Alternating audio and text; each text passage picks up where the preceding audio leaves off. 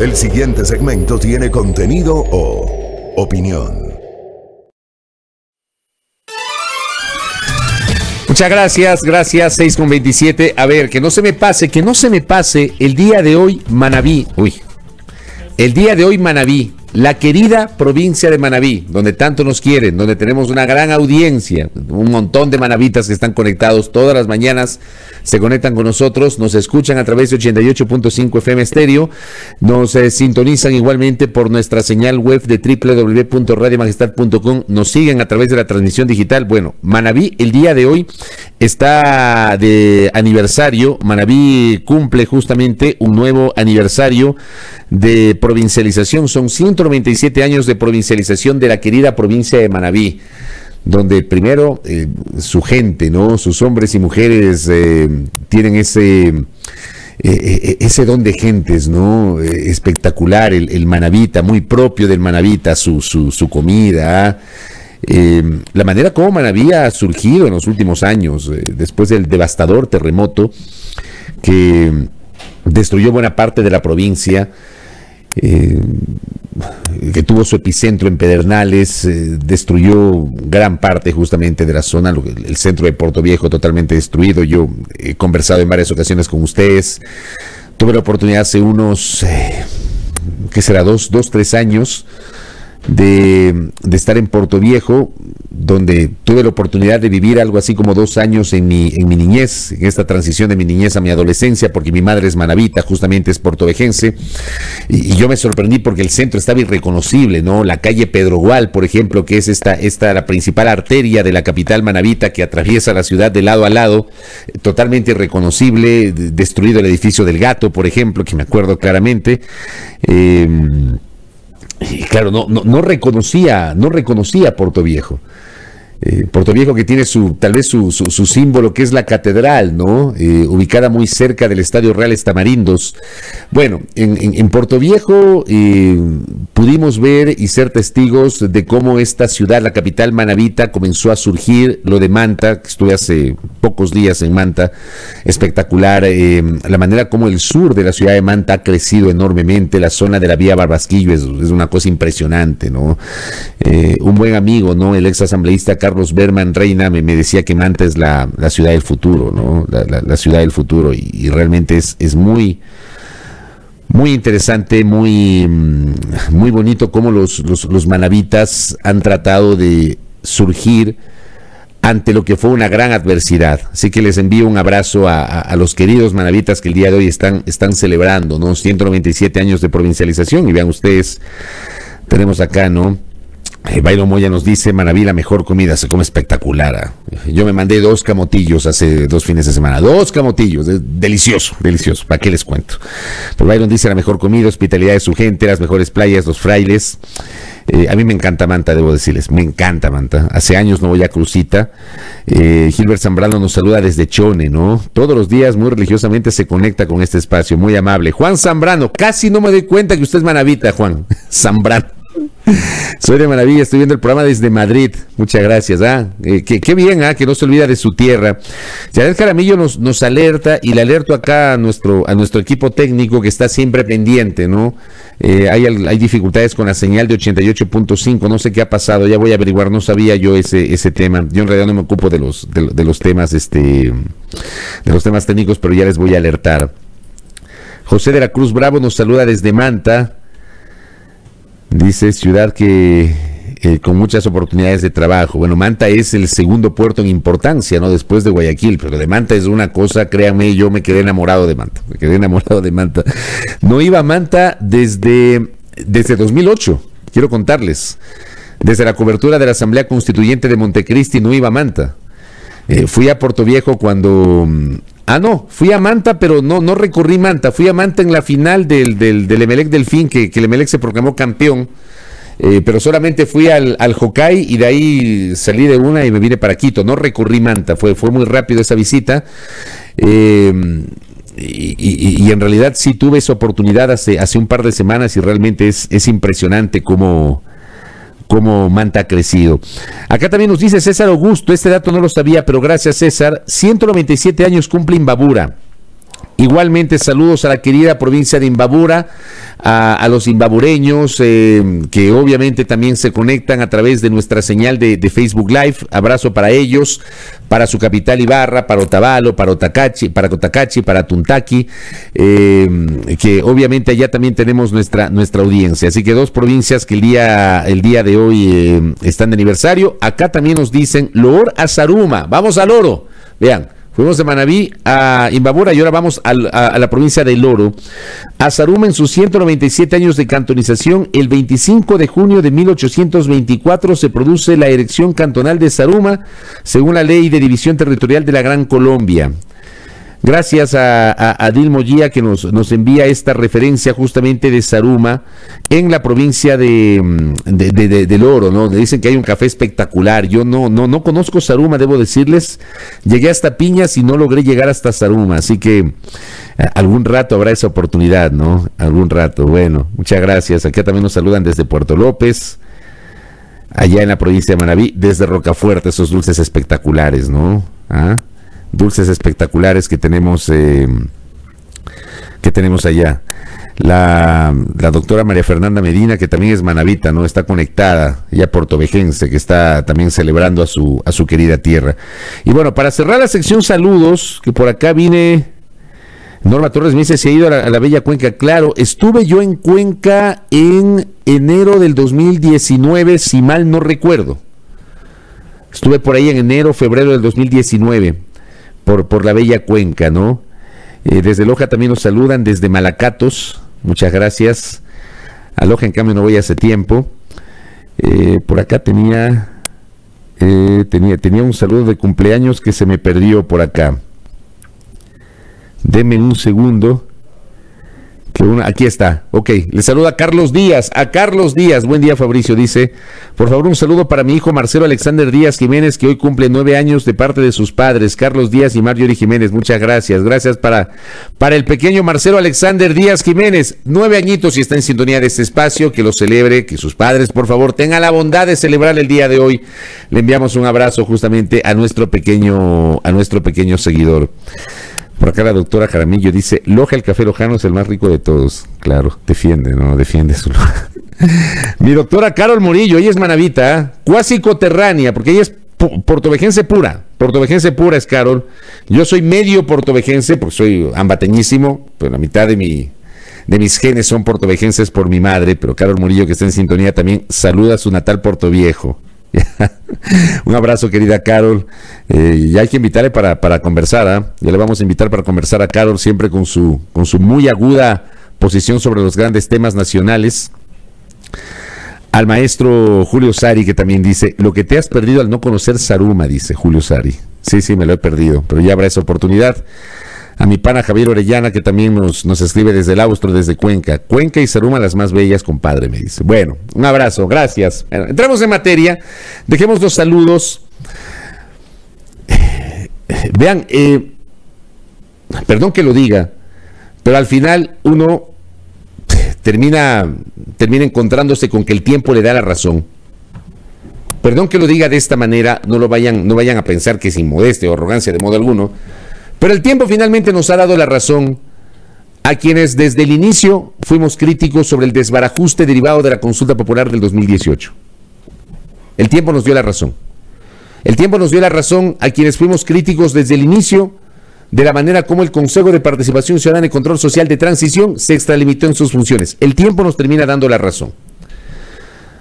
A comunicadores sociales, algunos actores de la opinión pública, como el doctor Mauricio Alarcón de la Fundación Ciudadanía y Desarrollo, que fue estigmatizado, Mauricio, por haber tenido una posición totalmente crítica sobre los excesos del consejo del doctor Trujillo, y que inmediatamente lo pretendieron etiquetar, cuando Marcelo ha sido muy crítico también de los 10 años anteriores a Lenín Moreno, lo estigmatizaron. Igualmente pasó con este periodista. El tiempo nos ha terminado dando la razón.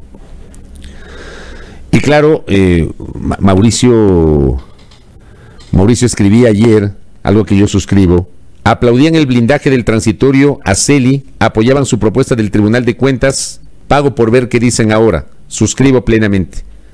Yo también pago por ver, porque hay algunos que, como decía ayer, están calladitos. Pero hoy tenemos un nuevo episodio para cerrar la semana dentro de estas ridiculeces que tiene la clase política y que tienen algunas de nuestras instituciones, porque terminan siendo ridiculeces. Que un organismo le exhorte al doctor Celi a renunciar, le está pidiendo por favor renuncie. Para mí termina siendo una ridiculez porque todo esto pudo haberse evitado en su momento si hacían las cosas bien. Voy a recapitular la nota que dio lectura a Silrada hace minutos, que la publicó Revista Vistazo. Porque sí me llama la atención un par de cosas que se dijeron aquí. El Consejo de Participación Ciudadana pide a Pablo Celi que renuncie antes de que el organismo intervenga directamente. El Consejo de Participación Ciudadana y Control Social pidió al Contralor General del Estado, Pablo Celi, que dé un paso al costado y renuncie a su cargo. Celi se encuentra detenido en Quito desde el 13 de abril por su presunta participación en una estructura de delincuencia organizada que cobraba sobornos para desvanecer glosas. A través de un comunicado, la presidenta del CPCCS, Sofía Almeida, expresó: el Consejo de Participación Ciudadana y Control Social exhorta al doctor Pablo Celi, Contralor General del Estado, a dar un paso al costado y presentar la renuncia a su cargo, a fin de salvaguardar la institucionalidad del país. Esto antes de que decurran los tiempos requeridos en la normativa vigente para la intervención directa del Consejo. Según el organismo, la renuncia oportuna de Celi permitiría subsanar conflictos en el ámbito jurídico y moral y devolvería la confianza de las ecuatorianas y ecuatorianos a la institucionalidad que en los últimos años se ha visto seriamente trastocada. Hasta el momento no hay pronunciamiento del Contralor Subrogante en respuesta al pedido del Consejo de Participación Ciudadana y Control Social. Primero, le exhorta, le pide. El exhorto no tiene efectos vinculantes. Celi, si no quiere, no renuncia y punto. Así de simple. Luego, Celi no tiene que renunciar ante el Consejo de Participación Ciudadana y Control Social, sino ante la Asamblea Nacional. Porque el Consejo lo que hace es llevar adelante los concursos, pero el Consejo no posesiona a las autoridades, posesiona a la Asamblea. Si bien es cierto, Celi nunca se posesiona ante la Asamblea, porque hicieron tan malas cosas.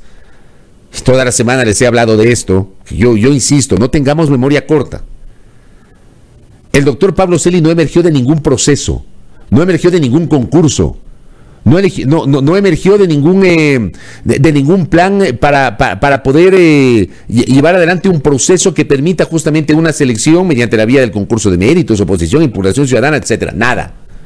El doctor Celi fue designado por el Contralor titular, que era Carlos Polit. Y cuando Carlos Polit abandona el país y renuncia, asume la subrogación Celi porque era su subrogante, designado por Polit. Como bien hemos dicho, hay esta famosa escena del momento en donde Celi rompe la acción de personal cuando Polit generó una disposición, siendo todavía Contralor, aunque no estaba en el país. Polit dispuso la remoción de Celi y había nombrado a Sadet Chamoun, que va a estar con nosotros el próximo martes aquí en este espacio.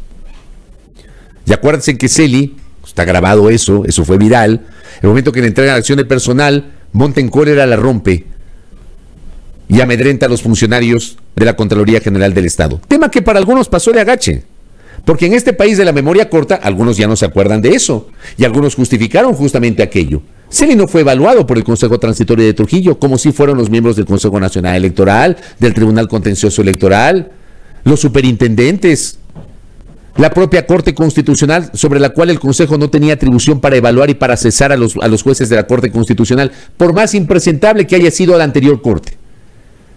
Yo parto del origen de la actual Corte, y para mí el origen de la actual Corte, aunque esta Corte tiene un altísimo nivel intelectual, para mí esta Corte tiene un origen inconstitucional, para mí. Yo lo he dicho siempre. Más allá de que yo evidentemente considero que esta Corte es una Corte de primer nivel, la actual Corte Constitucional. Pero su origen parte de una forma de extralimitarse por parte del Consejo de Participación Ciudadana y Control Social de Transición. Yo he manejado esta tesis desde el 2018 y lo he dicho públicamente y no me voy a contradecir de lo que he señalado. Porque de lo que dijimos algunos en 2018, el tiempo nos ha terminado dando la razón. Entonces, la propia norma constitucional señala que el Contralor es un sujeto de control político por parte de la Asamblea. Y el Contralor, si quiere renunciar, cosa que parece que no la va a hacer, porque en este país lamentablemente nuestras autoridades son así. Son así. En otros países, en la primera duda hay gente que renuncia. Yo me acuerdo, por ejemplo, del vicepresidente de la República del Uruguay, no me acuerdo el nombre, que renunció por algún tipo de indelicadeza con el uso de una tarjeta de crédito. Pero fue una indelicadeza, no fue un delito, fue una indelicadeza. Y renunció el vicepresidente de Uruguay, pues. Aquí estamos hablando de posibles actos de corrupción, pero se aferran al puesto. Aquí tenemos autoridades que están detenidas, que están siendo procesadas por posible delincuencia organizada, pero se aferran al puesto. Y no importa que la institución llamada Contraloría General del Estado no tenga norte en este momento, que no tenga autoridades. No les importa. Entonces lo que hace el Consejo para mí es una ridiculez. El exhortar para que renuncie. Celi ya hubiese renunciado si hubiese querido. El exhorto no tiene efectos vinculantes.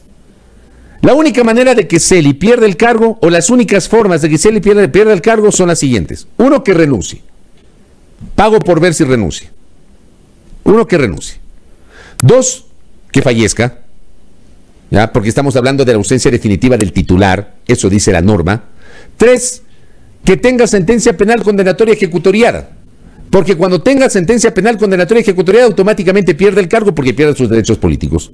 Y cuarto, que la Asamblea Nacional, en el ejercicio de sus atribuciones,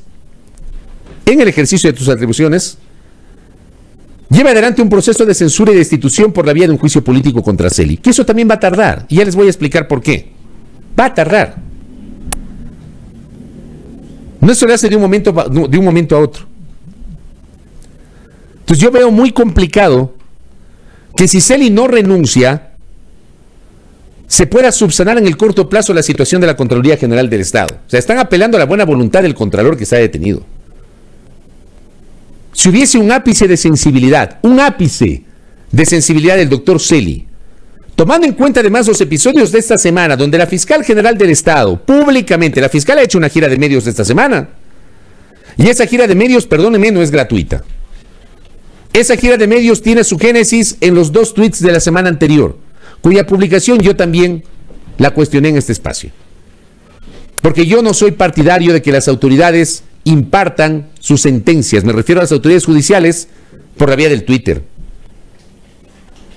Y yo recordaba la semana pasada la famosa frase del recordado Carlos Solórzano Constantine, cuando decía, yo hablo a través de mis providencias. No, aquí hablan a través del Twitter.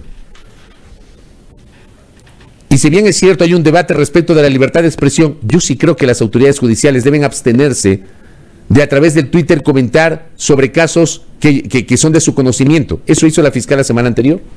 Y la fiscal esta semana ha decidido salir a los medios. A hacer una gira de medios, ha ido a algunos medios, para sustentar la tesis que comenzó a generar la semana anterior. No es gratuito. Pero con lo que ha pasado esta semana, para mí, desde mi punto de vista, con lo que está señalando la fiscal, la situación del Contralor es muchísimo más complicada de lo que era hasta la semana anterior. Porque hoy ya se hablan de chats, hoy se hablan de otras evidencias, hoy se habla de nueva documentación enviada por los Estados Unidos, que habla de transferencias millonarias a las cuentas vinculadas a los procesados, a Celi y a su hermano, y al hermano del fallecido secretario de la Presidencia, el doctor Augusto Briones. Obviamente todo eso tiene que ser investigado. Yo solamente hablo de lo que ha dicho la fiscal esta semana, porque lo que ha dicho la fiscal esta semana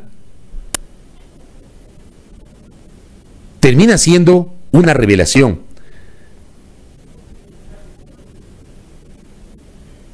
Y frente a eso, yo no le veo una salida inmediata a la situación del Contralor. O sea, aquí la única alternativa es que él renuncie. Es la única alternativa. Con lo que se ha dicho esta semana, si hubiese un poquito de sensibilidad, debería renunciar y defenderse ya al margen de lo que significa la Contraloría. Ahora, por ahí dicen que ya está la persona que va a encargarse de la Contraloría. Dicen. Y dicen que es un personaje muy polémico. No me quiero adelantar, pero dicen. Pero es parte del desbarajuste que está enfrentando este país. Del desbarajuste. Pidiéndole a Celi, rogándole que renuncie. Ahora bien, yo les decía, si no renuncia, el hombre sigue. Porque el procesamiento, hasta que tenga sentencia penal condenatoria ejecutoriada, va a tardar todavía. Va a tardar. Todavía ni siquiera empieza el juicio. Todavía no se cierra la instrucción fiscal. Va a tardar. Celi está detenido desde el 13 de abril y va a tardar. Mientras no haya sentencia penal condenatoria ejecutoriada, él no pierde el cargo. Y yo les decía el tema del juicio político para una censura de destitución. Vean, está a la cola. Yo hablaba con Silrada antes de empezar justamente este espacio sobre la situación de los juicios políticos, que también es un desbarajuste. Un desbarajuste. La Asamblea primero tiene que resolver qué va a pasar con el juicio político al ex ministro de Energía y Recursos Naturales no renovables, René Ortiz, que fue presentado en el último tramo de la anterior administración por dos asambleístas que ya no son tales, Mercedes Serrano y Denis Marín del Partido Social Cristiano. Ya no son tales, ya no son legisladores. Ese juicio político que fue calificado por el CAL, por el Consejo de Administración Legislativa, y remitido a la Comisión de Fiscalización, no tiene interpelantes. Y la ley tiene un vacío en ese sentido. Porque claro, a nadie se le ocurrió incorporar en la ley algún tipo de norma sobre qué pasaría frente a una eventual ausencia definitiva de los interpelantes. Eso no existe en la ley. Entonces la Asamblea tiene en este momento que tomar una decisión. La Comisión de Fiscalización no puede hacerlo sola, sino que tiene que ser una decisión del Pleno. Bueno, el Pleno no ha tomado una decisión sobre este tema. Sé que hay dos legisladores que están interesados en llevar adelante la interpelación a René Ortiz: Luis Almeida del Partido Social Cristiano y Salvador Quispe de Pachacuti. Y la otra alternativa es que el Pleno de la Asamblea tome una resolución que implique el archivo de ese procesamiento judicial, que si a mí, de ese procesamiento político, que si a mí me preguntan en este momento, viendo las cosas desde afuera, el juicio político de René Ortiz es una cosa ineficaz. O sea, para mí, no pierdan el tiempo intentando enjuiciar políticamente a un exministro de Estado. Lo que debería hacer la Asamblea, si de verdad está interesada en solucionar el tema de la Contraloría lo antes posible, si quieren tratar de subsanarlo de la Contraloría, debería el Pleno de la Asamblea disponer el archivo del expediente de René Ortiz para que la Comisión de Fiscalización empiece inmediatamente a sustanciar el proceso político en contra de Pablo Celi, impulsado por el legislador azuayo Juan Cristóbal Lloret. O sea, esa es la única manera. Porque si el Pleno de la Asamblea decide que sí va el juicio político contra René Ortiz y decide aprobar la propuesta de que los dos legisladores que acabo de mencionar, Luis Almeida y Salvador Quispe, sean los interpelantes, ahí vamos a tener por lo menos mes y medio más en este caos, porque primero tienen que evacuar ese juicio político. Y una vez que lo evacúen, ahí empezaría el otro juicio político a Celi. ¿Sí se dan cuenta? O sea, es complejo lo que estoy diciendo, pero es así, porque eso dice la ley. Mucha gente dice, ¿por qué la Asamblea Nacional no enjuicia políticamente a Celi? Porque no puede en este momento. Porque primero tiene que resolver, y claro, hay que exigir que la Asamblea resuelva, porque la Asamblea no está resolviendo nada. Esto debió haber sido subsanado hace 2 o 3 semanas. Y hasta este momento la presidenta de la legislatura no pone en el orden del día la solución del tema. No sé si ya lo puso en la agenda de mañana. Déjenme ver. La convocatoria para el día de mañana. No, perdón, para hoy. Hoy es viernes. A ver. Sí, está el día de hoy, entiendo. Vamos a ver si aquí tenemos el documento sobre el tema de la comisión de... Ah, sí, el día de hoy está. Hay una insistencia, gracias amiga Oli, efectivamente es hoy. Se viene a la cabeza que hoy era jueves y mañana viernes. Hoy es viernes y el cuerpo lo sabe, no nos confundamos. El día de hoy supuestamente van a resolver, porque hay un documento que ha sido incorporado dentro del orden del día, que es la insistencia de la solicitud del tratamiento en el Pleno, plazos interpelantes del juicio político a René Ortiz. Mi punto es, querida audiencia, mientras no se resuelva esto, no pueden enjuiciar políticamente a Celi. Y mientras no enjuicien políticamente a Celi, no hay chance de la censura y destitución, que no tengo dudas que la Asamblea lo va a censurar y lo va a destituir. No tengo dudas. El tema es que falta. El tema es que los tiempos no dan en este momento. Hay que esperar. Y mientras tanto la Contraloría sumida en este desbarajuste. Por eso yo digo que este pedido del Consejo de Participación Ciudadana, perdónenme, por muy exordo que sea, termina siendo un mamotreto. Lo que tiene que hacer el Consejo en este momento, como nos lo dijo esta semana Hernán Ulloa Ordóñez, consejero de ese organismo, es acelerar la aprobación del reglamento e iniciar cuanto antes el concurso de méritos y oposición para elegir un nuevo Contralor General del Estado. Adelanten eso. No esperen que Celi renuncie. Y adelanten para que no haya contralor encargado o contralora encargada. Adelántenlo. Háganlo lo más rápido posible. Sin embargo, Hernán Ulloa nos dijo esta semana en este espacio que un proceso de concurso no toma menos de 7 meses. O sea, si mañana pasado Celi renuncia, o si mañana pasado Celi es censurado y destituido por la Asamblea Nacional, no vamos a tener todavía finalizado el concurso para elegir un nuevo contralor titular. Entonces el Consejo de Participación Ciudadana va a tener que encargarle a alguien. Y creo que ese también es un menudo problema. ¿A quién le van a encargar la Contraloría? ¿Y quién se va a hacer cargo de la Contraloría? ¿O quién va a estar dispuesto a hacerse cargo de la Contraloría? ¿Quién? ¿Quién va a asumir esa papa caliente? ¿Ya? ¿Quién va a asumir esa papa caliente? De verdad, es un menudo problema. Lo que tiene que hacer hoy la Asamblea, si la Asamblea tiene sentido de país, ya, olvídense del cálculo político, señores y señoras legisladoras. Olvídense del cálculo político. Si ustedes tienen sentido de país, hoy tienen que tomar una decisión. Y si quieren solucionar lo antes posible el tema de la Contraloría, para mí, entre el juicio político al Contralor y el juicio político al exministro de Energía, para mí más importante es el de Celi. Porque al final, René Ortiz ya no es ministro de Estado. Y una eventual decisión de la Asamblea sobre René Ortiz va a desembocar únicamente en la censura. Y obviamente se ha incorporado esta posibilidad de una prohibición de ocupar cargo público durante 2 años. Eso dice la ley. Pero yo no creo que a René Ortiz le interese en los próximos 2 años ocupar algún cargo público. Es un empresario privado. Dejen ese juicio político de lado. Hoy el Pleno debería tomar esa decisión, desde mi punto de vista, si quieren resolver lo antes posible el tema de Celi.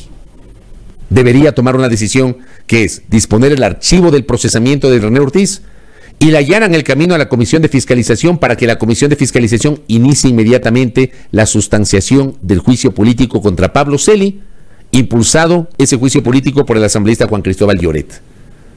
Y en un mes tendremos juicio político en el Pleno de la Asamblea Nacional. Esa es la manera más rápida. Si no lo hacen, vamos a tener que esperar al menos 2 a 3 meses para que haya juicio político contra Celi y vamos a seguir en esta indefinición sobre la situación de la Contraloría General del Estado. Por ahí tiene que venir la cosa. Les hablo desde el más absoluto simplismo y sentido común. Ojalá que no haya cálculos en la Asamblea Nacional. Ojalá que la Asamblea actúe con sentido de país y se dé cuenta del desbarajuste que hay en la Contraloría. Desbarajuste generado por muchos de los que hoy están allí en la legislatura. Por muchos de aquellos que aplaudieron los excesos del Trujillato. Por aquellos que aplaudieron el blindaje sobre Celi. Por aquellos que no presionaron al Trujillato para que lleve adelante un concurso para elegir un nuevo contralor. Aplaudido. Por aquellos que ahora están, vean, calladitos, haciendo mutis camino al foro. Acá me envían un mensaje, gracias Cris, que no pueden archivar. Yo creo que hay un vacío ahí en la ley. Hay un vacío. Pero yo les recuerdo que el Pleno de la Asamblea es el organismo que puede interpretar las leyes. Y podrían interpretar a través de una resolución este vacío que tiene la ley. Porque la ley no establece qué hacer cuando no hay interpelantes. Veamos qué se resuelve. Me dicen aquí que no pueden archivar. Si no pueden archivar, sigamos esperando nomás. El caso de Celi. Sigamos esperando nomás. Qué desbarajuste, ¿no? Qué desbarajuste. Bueno, voy cerrando el comentario porque ya mismo lo tendrá Marcelo Cabrera, ministro de Transporte y Obras Públicas, que estará con nosotros aquí en la primera hora. Les voy a quedar debiendo, porque aquí lo tengo, aquí tengo. ¿Ya? Aquí tengo y les voy a quedar debiendo para el lunes. Lo que pasa es que tenía que comentar este exhorto del Consejo de Participación Ciudadana. El 19 de febrero del 2019, esto les quedo debiendo para el lunes, el portal Periodismo de Investigación publicó una nota periodística llamada El laberinto offshore del círculo presidencial. Se descubre un nuevo personaje en el laberinto de las empresas offshore de la familia presidencial. El 19 de febrero del 2019. Supuestamente ahora, 2 años y pico después, recién, y ya cuando la familia presidencial ya no está acá, recién la fiscal supuestamente tiene alguna referencia. Lo vamos a hablar el día lunes en este espacio de noticias, porque el tema de INA Papers, a diferencia de lo que pasó con otros procesos, el tema de INA Papers quedó allí. Y ante obviamente preguntas de mis colegas que tuvieron la oportunidad de entrevistar a la fiscal ya les dijo que supuestamente tiene avanzado algo. Se demoró 2 años en ese proceso investigativo. Lo vamos a comentar el día lunes. Acá Ricardo Bravo también me dice, en efecto no pueden archivar porque el proceso ya empezó. Y para hacerlo la Comisión de Fiscalización debería emitir un informe con dicha recomendación. Eso también surge por los vacíos legales a pesar de las últimas reformas a la Ley Orgánica de la Función Legislativa. ¡Qué desastre! Con esto que me están diciendo Ricardo y Cristina, ya va a ser muy difícil que el juicio político a Celi se acelere. Y van a tener que ser primero de René Ortiz. ¡Qué problema, oigan! ¡Qué problema! Mientras tanto la Contraloría sigue allí, entre saltos y brincos.